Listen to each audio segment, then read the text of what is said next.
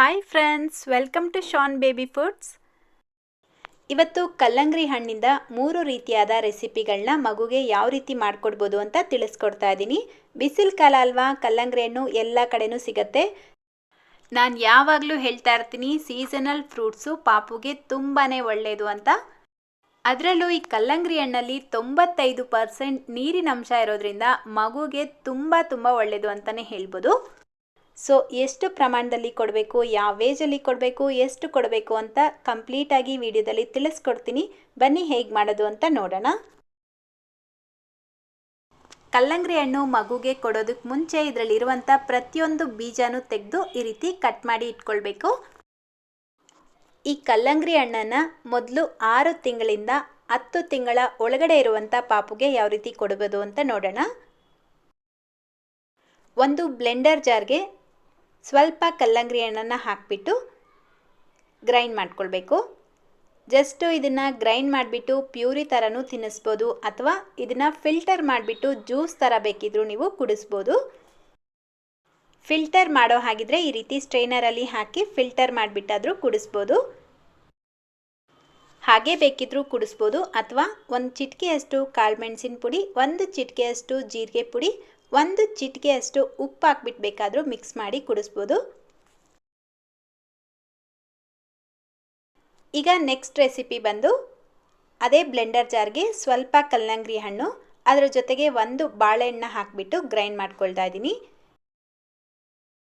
ಇದಕ್ಕೆ ಸಕ್ಕರೆ ಎಲ್ಲ ಹಾಕ್ಕೊಳ್ಬೇಡಿ, ಯಾಕಂದರೆ ಇದರಲ್ಲೇ ಸ್ವೀಟು ಹೆಚ್ಚಾಗಿ ಇರೋದ್ರಿಂದ ಹಾಗೆ ಪಾಪುಗೆ ತಿನ್ನಿಸ್ಬೋದು.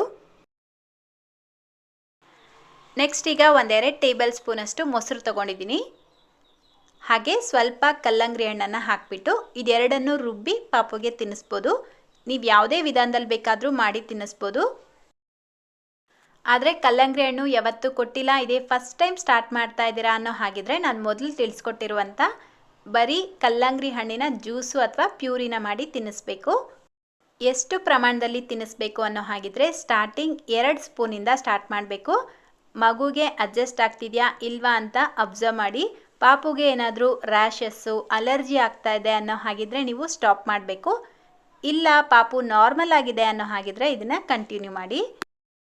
ಹಾಗೆ ಇದರ ಜೊತೆಗೆ ನೀವು ಎಳ್ನೀರನ್ನು ಬೇಕಿದ್ರೂ ಮಿಕ್ಸ್ ಮಾಡಿಬಿಟ್ಟು ಪಾಪುಗೆ ಕುಡಿಸ್ಬೋದು, ಅದು ತುಂಬಾ ಹೆಲ್ತಿ. ಈ ಕಲ್ಲಂಗಡಿ ಹಣ್ಣನ್ನು ಪ್ರತಿದಿನ ನೀವು ಪಾಪುಗೆ ಕೊಡ್ಬೋದು, ಆದರೆ ಮಧ್ಯಾಹ್ನ ಟೈಮಲ್ಲಿ ಮಾತ್ರ ಕೊಡಬೇಕು, ಬೆಳಿಗ್ಗೆ ಅಥವಾ ಸಂಜೆ ಟೈಮಲ್ಲಿ ಕೊಡಬೇಡಿ. ಇನ್ನು ಇದರಿಂದ ಆಗುವಂಥ ಉಪಯೋಗಗಳು ಏನು ಅನ್ನೋ ಹಾಗಿದ್ರೆ, ಕಲ್ಲಂಗಡಿ ಹಣ್ಣಲ್ಲಿ ಹೆಚ್ಚಾಗಿ vitamin C, A, B complex ಇರೋದ್ರಿಂದ ಮಕ್ಕಳ ಆರೋಗ್ಯಕ್ಕೆ ತುಂಬಾ ಒಳ್ಳೆಯದು. ಹಾಗೆ ಮಕ್ಕಳಲ್ಲಿ ಆಗುವಂಥ ಕಾನ್ಸ್ಟಿಪೇಷನ್ ಅಂದರೆ ಮಲಬದ್ಧತೆಯ ಸಮಸ್ಯೆಗಳನ್ನು ತಡೆಗಟ್ಟಿ ಜೀರ್ಣಶಕ್ತಿನ ಚೆನ್ನಾಗಿ ಆಗುವಂತೆ ಮಾಡುತ್ತೆ. ಮಗುವಲ್ಲಿ ರೋಗ ನಿರೋಧಕ ಶಕ್ತಿಯನ್ನು ಹೆಚ್ಚು ಮಾಡುತ್ತೆ. ಹಾಗೆ ಅವರ ಕಣ್ಣು ದೃಷ್ಟಿಗೂ ಇದು ತುಂಬಾ ಒಳ್ಳೆಯದು.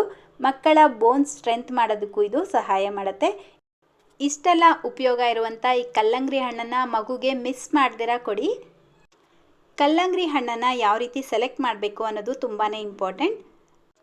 ನೀವು ಕಲ್ಲಂಗಡಿ ಹಣ್ಣನ್ನು ತಗೊಳ್ಳೋವಾಗ ಅದನ್ನು ಕೈಯಲ್ಲಿ ತಗೊಂಡು ನೋಡಿ, ತೂಕ ಜಾಸ್ತಿ ಇತ್ತು ಅಂದರೆ ಆ ಹಣ್ಣಲ್ಲಿ ವಾಟರ್ ಕಂಟೆಂಟ್ ಜಾಸ್ತಿ ಇದೆ, ಫ್ರೂಟು ತುಂಬ ಚೆನ್ನಾಗಿದೆ ಅಂತ ಅರ್ಥ. ಸೆಕೆಂಡ್ ಪಾಯಿಂಟ್ ಬಂದು ಕಲರ್ ಹೇಗೆ ಕಂಡುಹಿಡಿಯೋದು ಅಂದರೆ, ಮೇಲೆ ತುಂಬ ಗ್ರೀನ್ ಕಲರ್ ಆಗಿ ನೋಡೋಕ್ಕೆ ಚೆನ್ನಾಗಿದೆ ಅಂದರೆ ಅದನ್ನು ತಗೊಳ್ಳೇಬಾರ್ದು, ಯಾಕಂದರೆ ಅದು ತುಂಬ ಸಪ್ಪೆ ಇರುತ್ತೆ, ಹಾಗೆ ಸರಿಯಾಗಿ ಹಣ್ಣಾಗಿರೋದಿಲ್ಲ. ಸೊ ಮೇಲ್ಗಡೆ ಲೈಟಾಗಿ ಯೆಲ್ಲೋಯಿಶ್ ಆಗಿ ಗ್ರೀನಿಶ್ ಆಗಿ ಇರುತ್ತೆ ನೋಡಿ, ಆ ಕಾಯನ್ನು ಯಾವಾಗಲೂ ಪರ್ಚೇಸ್ ಮಾಡಬೇಕು. 3ನೇ ಪಾಯಿಂಟ್ ಏನಂದರೆ, ಆ ಕಲ್ಲಂಗಡಿ ಹಣ್ಣಿನ ಮೇಲೆ ಆ ಕಾಂಡ ಇರುತ್ತೆ ನೋಡಿ, ಅದು ಪೂರ್ತಿಯಾಗಿ ಒಣಗೋಗಿದ್ರೆ ಕಲ್ಲಂಗಡಿ ಹಣ್ಣು ಚೆನ್ನಾಗಿ ಹಣ್ಣಾಗಿದೆ ಅಂತ ಅರ್ಥ. ಅದು ಇನ್ನೂ ಹಸಿಯಾಗೇ ಇದೆ ಅನ್ನೋ ಹಾಗಿದ್ರೆ ಇನ್ನೂ ಹಣ್ಣಾಗಿಲ್ಲ ಅಂತ ಅರ್ಥ. ಇನ್ನು 4ನೇ ಪಾಯಿಂಟ್ ನೋಡೋದಾದರೆ, ಕಲ್ಲಂಗಡಿ ಹಣ್ಣನ್ನು ಕೆಲವರು ಬೆರಳುಗಳಿಂದ ಒಡೆದು ನೋಡ್ತಾರೆ, ಅದು ಚೆನ್ನಾಗಿ ಸೌಂಡ್ ಬರ್ತಾ ಇದೆ ಅಂದರೆ ಹಣ್ಣು ಚೆನ್ನಾಗಿದೆ ಒಳಗಡೆ ಅಂತ ಅರ್ಥ. ಅದು ಸರಿಯಾಗಿ ಸೌಂಡ್ ಬರ್ತಾ ಇಲ್ಲ ಅನ್ನೋ ಹಾಗಿದ್ರೆ ಕಾಯಿ ಇನ್ನೂ ಹಸಿಯಾಗೇ ಇದೆ, ಒಳಗಡೆ ಹಣ್ಣಾಗಿಲ್ಲ ಅಂತ ಅರ್ಥ. ಈ ಪಾಯಿಂಟ್ಸ್ನೆಲ್ಲ ನೆನಪಿಟ್ಕೊಂಡು ಕಲ್ಲಂಗಡಿ ಹಣ್ಣನ್ನು ಪರ್ಚೇಸ್ ಮಾಡಿ. ಹಾಗಾದರೆ ನೋಡಿದ್ರಿ ಅಲ್ವಾ, ಇವತ್ತಿನ ವಿಡಿಯೋ ಇಷ್ಟೇ. ಸೊ ಇಷ್ಟೆಲ್ಲ ಉಪಯೋಗ ಇರುವಂಥ ಹಣ್ಣನ್ನು ಪಾಪುಗೆ ತಪ್ಪದಿರ ಕೊಡಿ, ನೀವೂ ತಿನ್ನಿ. ಈ ವಿಡಿಯೋ ನಿಮಗೆ ಯೂಸ್ಫುಲ್ ಅನಿಸಿದೆ ಅನ್ನೋ ಹಾಗಿದ್ರೆ ಪ್ಲೀಸ್ ಲೈಕ್ ಮಾಡಿ, ಹಾಗೆ ನಿಮ್ಮ ಫ್ರೆಂಡ್ಸ್ ಮತ್ತು ಫ್ಯಾಮಿಲಿಯವ್ರ ಜೊತೆಲೂ ಶೇರ್ ಮಾಡಿ. ಯಾಕೆ ನಾನು ಯಾವಾಗಲೂ ಫ್ರೆಂಡ್ಸ್ ಮತ್ತು ಫ್ಯಾಮಿಲಿಯವ್ರ ಜೊತೆಲಿ ಶೇರ್ ಮಾಡಿ ಅಂತ ಹೇಳ್ತೀನಿ ಅಂದರೆ ತುಂಬ ಜನಕ್ಕೆ ತುಂಬ ವಿಷಯ ಗೊತ್ತಿರೋದಿಲ್ಲ. ನೀವು ಮಾತ್ರ ತಿಳ್ಕೊಳ್ಬಾರ್ದು, ಮತ್ತೊಬ್ಬರಿಗೂ ಶೇರ್ ಮಾಡಬೇಕು. ಸೊ ಇಷ್ಟ ಆಗಿದ್ದರೆ ದಯವಿಟ್ಟು ಶೇರ್ ಮಾಡಿ. ಇದೇ ರೀತಿ ಮತ್ತೊಂದು ಹೆಲ್ತಿ ಆಗಿರುವಂಥ ರೆಸಿಪಿಯೊಂದಿಗೆ ಭೇಟಿಯಾಗೋಣ. Thank you.